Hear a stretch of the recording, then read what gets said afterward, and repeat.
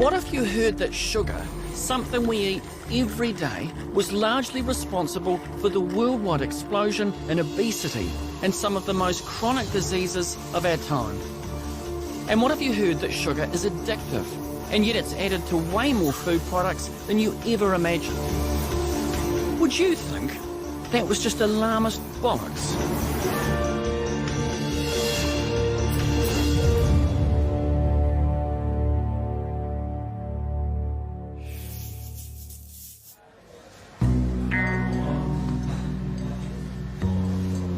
So the first time I heard all about the sugar being toxic stuff was an American bloke on the telly, and to be honest, I just rolled my eyes because it seems like everything's toxic and bad for you these days. And I don't have a lot of sugar. I have some in my coffee, I have the occasional cronut, and I figure I'm allowed because I exercise. So I just thought, well, how bad can it really be? To find some answers, I'm going to meet one of the world's most vocal critics against sugar. He's the man I saw on the telly, Professor Robert Lustig, and he's become a YouTube sensation. So we are being poisoned by this stuff, and it's been added surreptitiously to all of our food, every processed food. Okay, and the question is, why? How did this happen? Professor Lustig is now internationally sought after for his potent anti-sugar message. There are three things that sugar does that these other foodstuffs don't. Liver fat, cell aging, interfering with your brain's functioning to regulate how much to eat. That makes it toxic. Sugar? Toxic? Isn't that a bit shock jock? After all, water will kill you if you overdo it. Dr. Lustig goes even further. He compares sugar with one of the most toxic substances out there. It's not the nicotine that's toxic, it's the tars that are toxic. The whole cigarette is toxic. Professor Lustig, are you saying that the standard of evidence for the toxicity of sugar and the disease-causing effects of sugar are the same as for tobacco? Absolutely. How is it that people are still lagging behind in terms of their understanding of the disease-causing effect of sugar? Nigel, why do you think I'm sitting down talking to you? Because your viewers need to understand that what they've been told, what they've been sold for the last 40 years is a bill of goods that has been designed specifically to make money for the food industry and to hurt them. It's time to change the paradigm. Well, something's got to change, because more than 65% of Kiwi adults are now obese or overweight, and nearly 33% of children. And as I look around, I'm now wondering, how much is sugar implicated in all of this? So the first question is, how much sugar do you need? And the answer is 0. Okay, there are no biological processes in the body that require dietary sugar. Your liver has a capacity to metabolize a finite amount. A little is okay, a lot is not. When you overwhelm your liver's capacity to metabolize it, you get in trouble. And that is what we are seeing. And he reckons that's because sugar is being slipped into everyday food without us knowing it. So all this stuff has got me thinking about how much sugar is in the food that I would normally buy. So I've come here to a typical supermarket so I can have a look.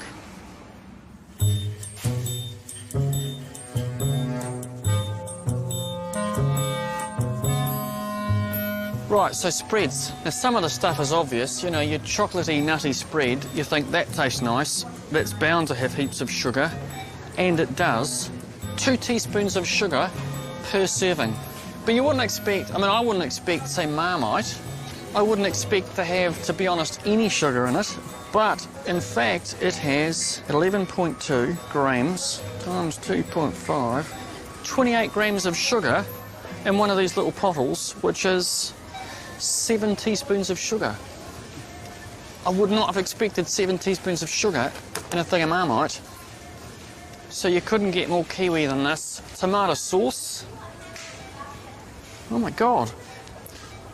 Per serving, right, so per squirt of tomato sauce, it's just over a teaspoon of sugar. So every on the plate, over a teaspoon of sugar. That's I didn't know that. Mayonnaise. We'll go for the light, you know, got the Heart Foundation tick. Okay, for every of mayonnaise that you put on your whatever, that's 1.5 teaspoons of sugar. Quite like tuna. Almost a teaspoon of sugar per serving.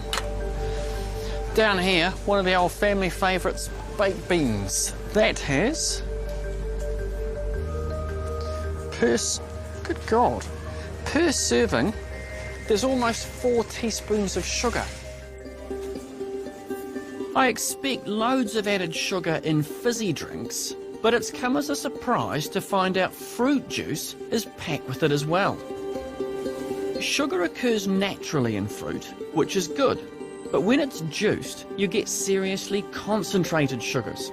It seems there's no escaping the stuff. What's becoming really clear to me as I'm wandering around and looking at the stuff, all the stuff that I would normally buy, it's not so much that sugar's hidden, but it's kind of hidden in plain sight because it's in almost everything. Without knowing it, I've actually ended up eating quite a lot of sugar without really even thinking about it. Which has got me wondering, why is sugar in just about everything, and who decides how much? So I've come along to talk to a food technologist who does that stuff for a living. Here, they develop food products for food companies. You know, it could be a muesli bar, it could be a dressing, it could be a meal. Like, I think, why is sugar in everything? I get why it's in ice creams and cakes. Mm-hmm. It's cheap, so often it's used to rebalance the cost of a product. For example, a dressing, and it was an oil-based dressing, and you'd take some of the oil out because it's an expensive ingredient and bump up the sugar. So we're looking for the cheaper products, and to make the cheaper products, you've got to put in more sugar to reach that cheap price.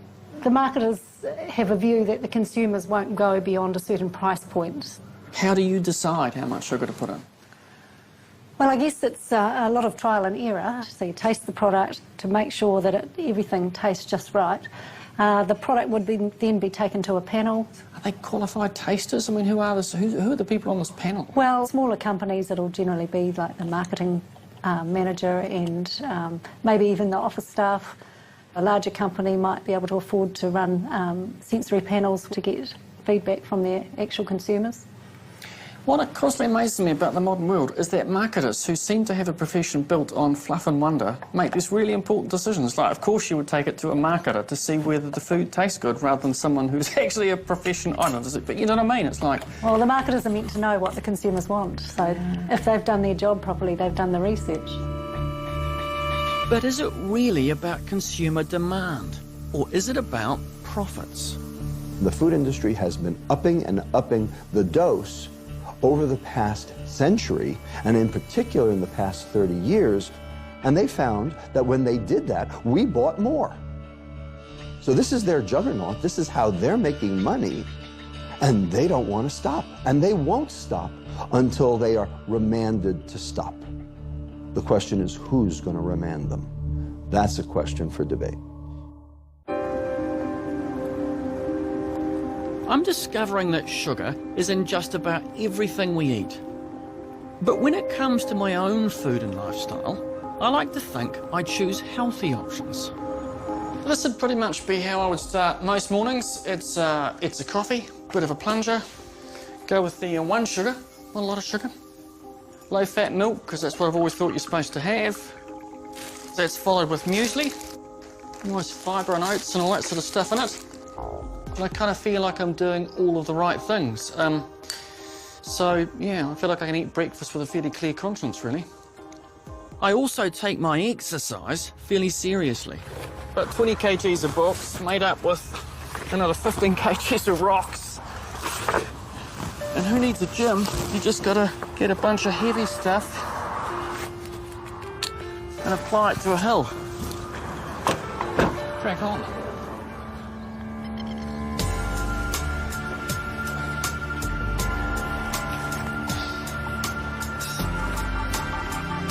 I know this probably seems quite mad to most people, but I've always subscribed to that pretty well accepted theory that it's calories in, calories out. And I like sweet stuff, so if I do this, then I can have my treats. Always cheap. Let me just walk you through the nutritional goodness that is my normal Friday night. First off, we have the Grand Angus Diet Coke, so that's good. This is one of, I think, the crowning achievements of human civilization. It's the crunchy McFlurry. Ooh, look at that. Yeah, I know, but it's only on Friday nights. The rest of the time, I think I'm pretty careful about sugar.